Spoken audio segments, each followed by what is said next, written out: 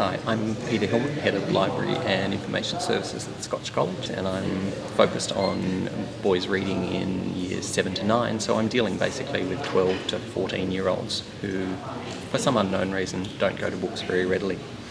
The first port of call is always Hatchet by Gary Paulson, a wonderful adventure read from start to finish.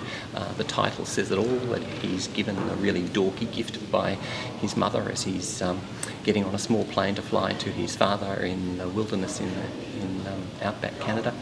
And within a couple of minutes and less pages, the pilot has a heart attack and our lead character has to bring the plane down. It crashes into the forests and he survives the crash and then has to survive the winter.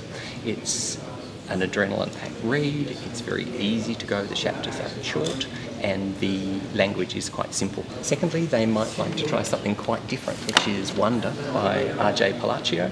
This is a book about a young boy, and he is younger than our Year 7s, but he has craniofacial abnormalities to the extent where he's always been homeschooled. This is the year in his life where he moves into public schooling, and so he's fraught with all those anxieties about getting out into the public. A lot of the boys identify with it.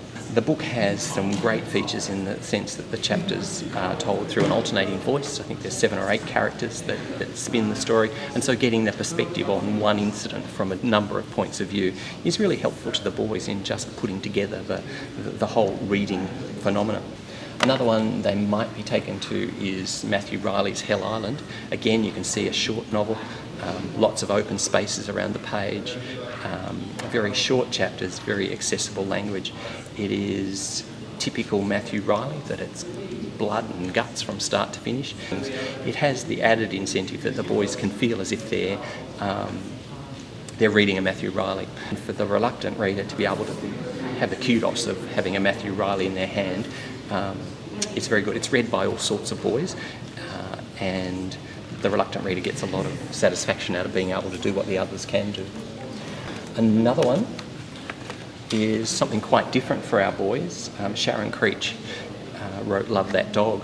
Love That Dog is a verse novel, and so there's nothing to getting through a page, and the boys can see that there's so much open space around it, and they feel quite surprised that they can add to what's written here. They can get it. They actually follow the text. They can expand on it. They can write book reports when needed, but they can actually talk to you about how it feels, why he feels like he does, and the empathy that the teacher creates in the book is well worth trying to engender ourselves with reluctant readers. But it just provides them the kudos of finishing a book without labouring it intensely and feeling as if we drag blood from a stone just so that the boys can finish a book.